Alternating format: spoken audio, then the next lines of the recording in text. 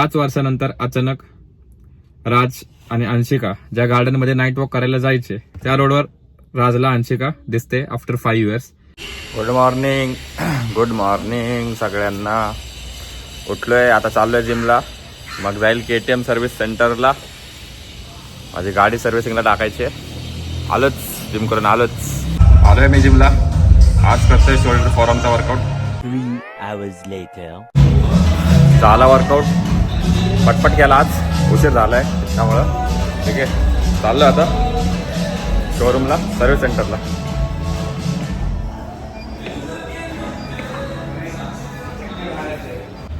पूल काढायला, break and ब्र्यूला. हे break and ब्र्यू इथे खेळणार आहे मी आता पूल, आणि घरी जाऊन तोंड काळं करणार खेळून आलो.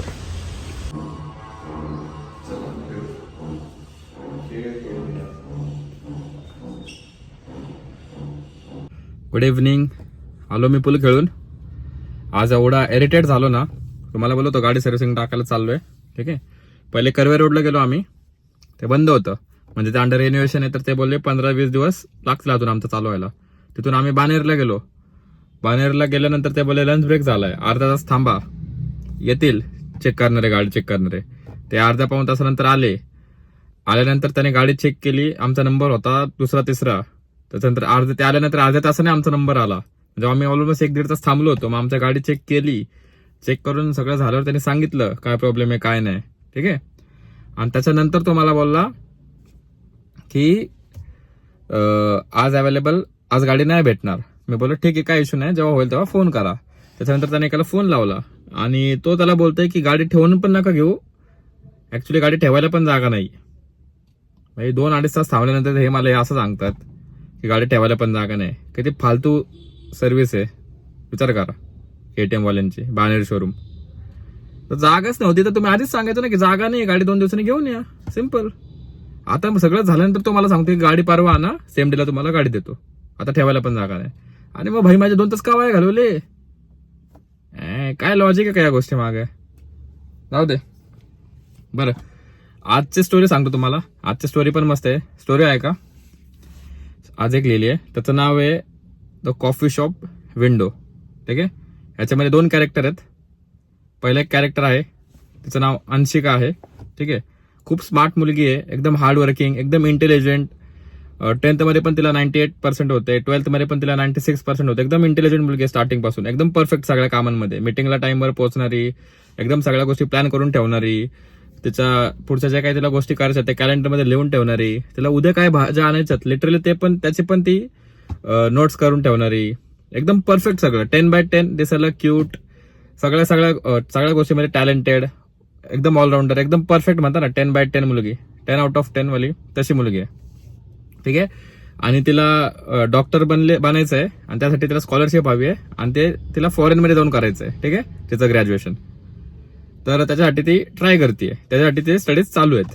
ठीक आहे, आणि ती जाते का तिचं फेवरेट कॉफी शॉप आहे. तिचं काहीच रुटीन नाही, फक्त अभ्यास घर बस एवढंच. आणि तिचं एक कॉफी शॉप आहे फेवरेट. दरवेळेस ती आठवड्यातून 2 ते 3 वेळा तिकडे जाते माइंड फ्रेश करण्यासाठी. ती जाते कॉफी शॉपला, तिच्या फेवरेट टेबलवर बसते, पाऊस पडत असतो, विंडोच्या बाहेर धुकं आलेलं असतं, तिथून ती व्ह्यू एन्जॉय करत असते, आणि तिची ब्लॅक कॉफी पित असते. अचानक वेटर आवाज येतो, ब्लॅक कॉफी फॉर राज. ठीक आहे, तिथे आपल्या सेकंड कॅरेक्टरची एंट्री आहे, त्याचं नाव राज आहे. जशी ही एकदम परफेक्ट 10 out of 10 मुलगी आहे, राज एकदम अपोजिट आहे. म्हणजे ते एकदम युजलेस आहे. लाईफ मधले गोल्स अजिबात क्लिअर नाही आहेत, स्ट्रगल चालू आहे, करायचंय काय माहित नाही, फ्युचर प्लॅन्स माहित नाही, जॉब करत नाहीये, एकदम म्हणजे खूप विचित्र अवस्था चालू आहे त्याची. ठीक आहे, बॅचलर राहतोय, बाहेरनं आलाय पुणे सिटीमध्ये, रेंट भरायला पैसे नाही आहेत, सगळे प्रॉब्लेम्स चालू आहेत. आणि तो एक नॉव्हेल लिहायचा ट्राय करतोय, तो एक रायटर आहे, नॉव्हेल लिहितोय. ठीक आहे, नॉव्हेलचा टॉपिक स्टार्ट तर केलाय, पण आता त्याला क्लायमॅक्स सापडत नाही नॉव्हेलचा, एंड कसा करायचा. त्यामुळे तो त्याची डायरीमध्ये घाणेरड्या हँडरायटिंगमध्ये काहीतरी लिहितोय. हे नोटीस करते अंशिका. ठीक आहे, ती कॉफी पिते त्याची आणि निघून जाते. परत नेक्स्ट वीकमध्ये जाते, ऑलरेडी राज तिथे बसलेला आहे, ऑलरेडी त्याच्या हातात ब्लॅक कॉफी आहे, तो ती पितोय. अंशिका तिची कॉफी ऑर्डर करते. डोळ्यावरचे केस साईडला घेता घेता राजकडे बघत असते आणि अचानक राज हे नोटीस करतो की अंशिका त्याच्याकडे बघतीये. तर राज डोळे न चोरता म्हणजे नजर न हटवता तिच्याकडे बघून स्माइल करतो. ठीक आहे. आणि राज कॉफी पिऊन झालं जाता जाता तिला बोलतो एकदम काम आवाजात आणि एकदम कॉन्फिडन्समध्ये स्वीट आवाजात की तुम्ही इथे रेग्युलर येता वाटतं. आणि अंशिका एकदम नर्वस झाली. अनएक्सपेक्टेडली तो आल्यामुळं एकदम नर्वस आहे. ती त्याला रिप्लाय देते, हो हे माझं फेवरेट कॉफी शॉप आहे. ठीक आहे. दोघे निघून जातात. कॉफी डेट्स चालू होतात. असंच भेटणं बोलणं चालू होतं. कॉफी डेट्स नंतर कधी नाईट वॉक्समध्ये बदलतात हे दोघांना पण कळत नाही. जसे जसे दिवस महिने जातात तसं तसं अंशिकाला लक्षात येतं की राज तिचं एकदम अपोजिट आहे. त्याचे लाईफ गोल्स क्लिअर नाही आहेत, लाईफमध्ये करायचं काय माहित नाही, एकदम इम्परफेक्ट मुलगा. तो त्याच्या मीटिंग चुकवतो, स्वतःच्याच विचारांमध्ये गुंगा असतो, कुठेच काही लक्ष नाही, करायचं काय माहित नाही. पण राजची स्माईल बघितल्यावर तिला असं वाटतं की सगळं जग थांबलंय. म्हणजे एका स्माईल समोर ती सगळ्या गोष्टी विसरून जाते अंशिका, फक्त त्या राजच्या क्यूट स्माईल समोर. तिला असं वाटतं की राजच तिची दुनिया आहे आणि राजच्या स्माईल मध्ये सगळं जग सामावून गेलंय. ठीक आहे. पण दोघं एकदम अपोजिट असल्यामुळे अंशिका हा टॉपिक फॉरवर्ड म्हणजे पुढे घेत नाही जास्त, ते फ्रेंडशिप पर्यंतच ठेवतात. असंच एकदा वॉक करता करता अंशिका त्याला बोलते की मला राज तुला काहीतरी सांगायचंय. तर राज नेहमीप्रमाणेच कधी सिरियस नसणारा, प्रत्येक गोष्ट टाइमपास मध्ये घेणारा, तो बोलतो की ठीक आहे सांग मला. आणि अंशिका अचानक बोलते की ठीक आहे, नाही जाऊ दे नंतर सांगते. अंशिकाची एक बेस्ट फ्रेंड असते रीमा नावाची. रीमाला सगळं अंशिकाचं माहिती आहे. ठीक आहे. की तिला डॉक्टर बनायचं, तिला फॉरेनला जायचंय. अचानक अंशिकाला एक मेल येतो नेक्स्ट डेला आणि अंशिका खुश होते. तिला स्कॉलरशिप भेटलेली असते फॉरेन युनिव्हर्सिटीमध्ये. ती बॅकपॅक करते. राजला काहीच न सांगता डायरेक्ट ट्रेन बुक वगैरे करते आणि स्टेशनला जाते.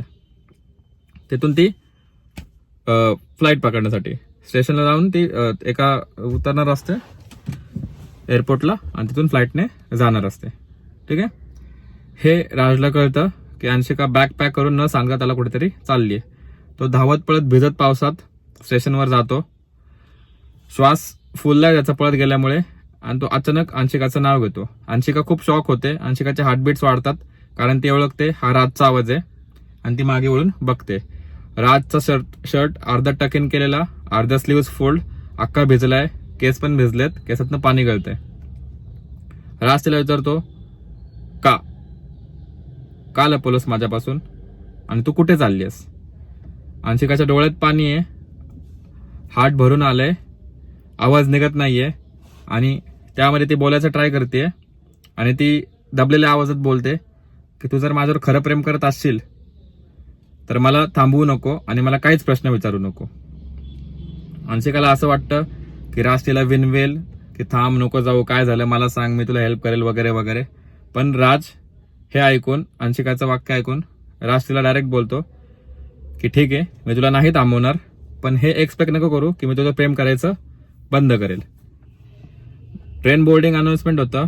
अंशिका ट्रेनमध्ये चढते आणि रडता रडता राजकडे बघते आणि निघून जाते.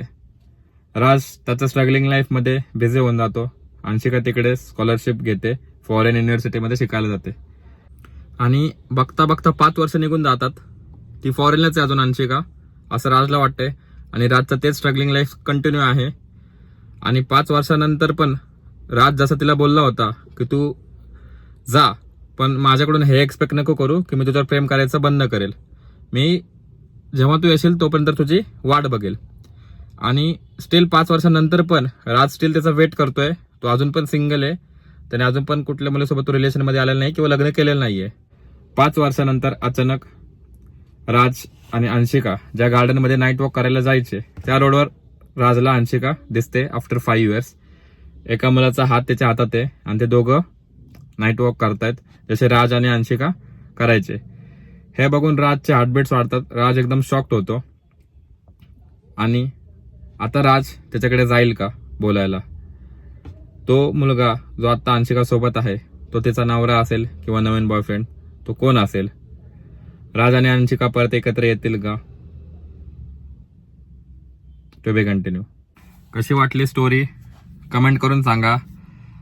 लाईक करा, शेअर करा, फॉलो, सबस्क्राईब सगळं करून टाका. भेटू पुढच्या ब्लॉगमध्ये. तोपर्यंत बाय बाय, टेक केअर.